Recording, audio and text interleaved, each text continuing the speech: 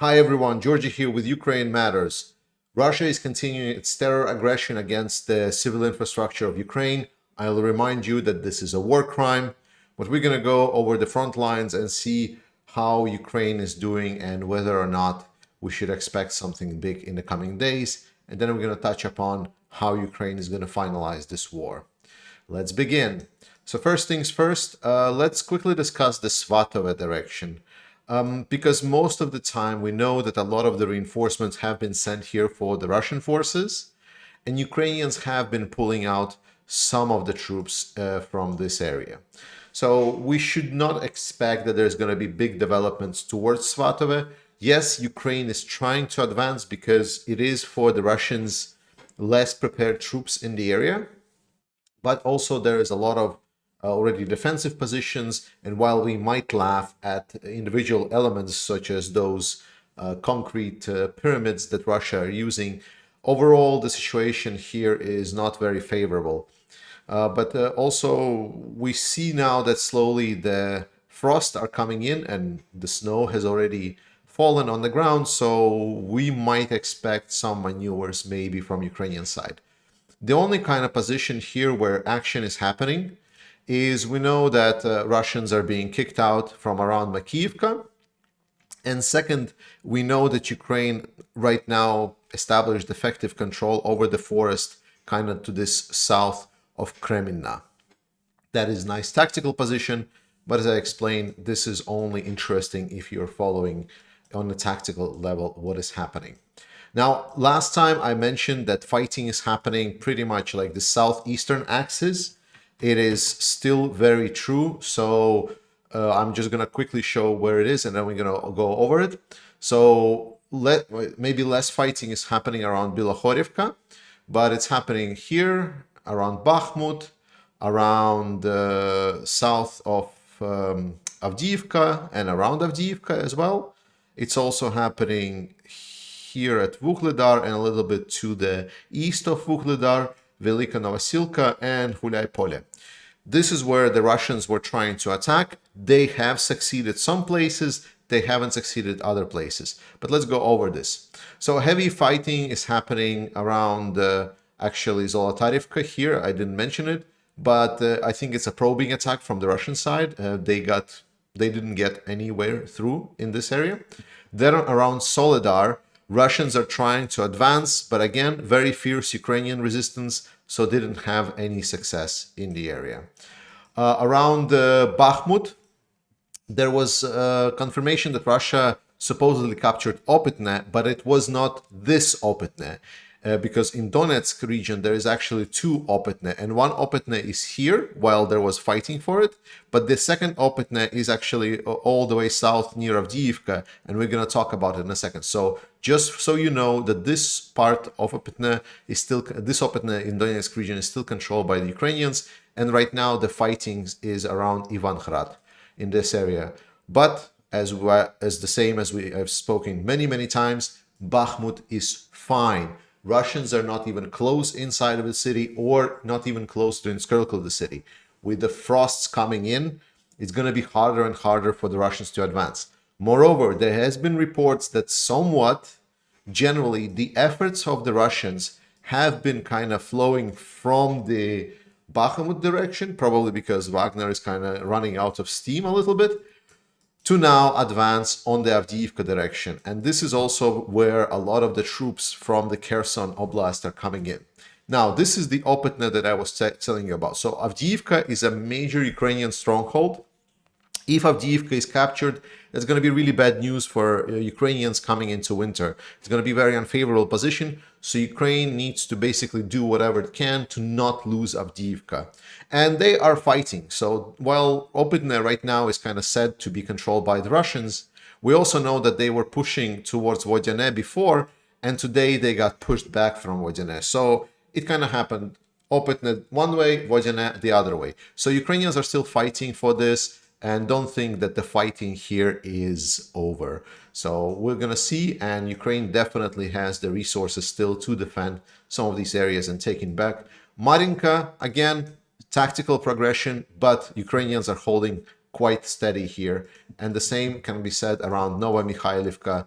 There's been a little bit of fighting, but overall, nothing much. One place I would like to mention is, remember Piski? So yeah, obviously the loss of Piski was not very favorable for Ukrainians, and now they're fighting around the next lines of defense. And most importantly, Nevelske.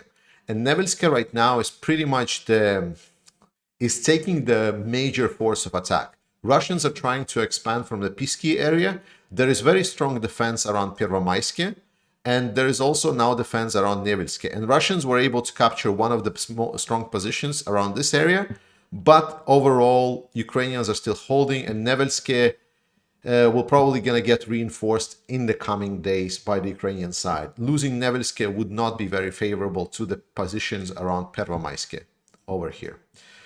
So, around Vuhledar Pavlivka, if you haven't watched reporting from Ukraine, again, he's best to talk about any kind of tactical advancements. I'm just covering the general map and to get you the general understanding of the situation. If you really want to know about the tactics, go watch reporting from Ukraine's channel. He's really good, and I trust his sources as well because we've been aligned pretty much on everything, despite I have no idea where he takes his information from. So, what I can say. So the problem for Vuhledar is because of the topography, it needs to be attacked from the east. But the east side is thoroughly defended.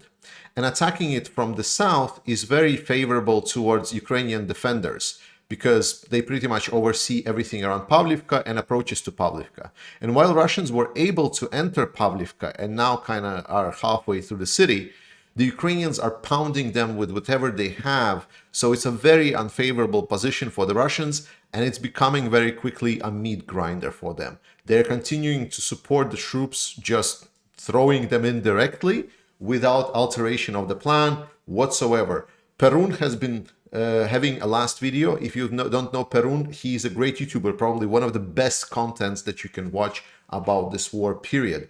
Go watch Perun's video. He explains very well what is the Russian command structure is like and why situations like this happen, where there is a specific meat grinder, where it's obviously disadvantageous for the Russians to attack into it, yet they do it anyway. Go watch it now. And then a couple of notable things around Velika Novosilka. It's mostly artillery duels, and Velika Novosilka is happening, like the duels are there. But Russians tried to advance towards Hulyai-Pole, just advance, and they got their faces caved in. So it was a complete disaster. That's the situation on the front line. So some places Russians are getting small gains. The main effort right now is happening around this area. So this is where Russians are trying to expand. On the other front parts, Russians are trying to push to more favorable positions to have essentially better going into the winter. Now with the frosts coming, they feel the sting. But Ukrainians are holding for now. But let's talk a little bit about what's happening around the Kherson Oblast. So there are reports that apparently Ukrainians have captured the Kinbun Peninsula. It was done by the Special Forces of Ukraine and their naval assault. And this is not nice for the Russians because this is essentially flanking them.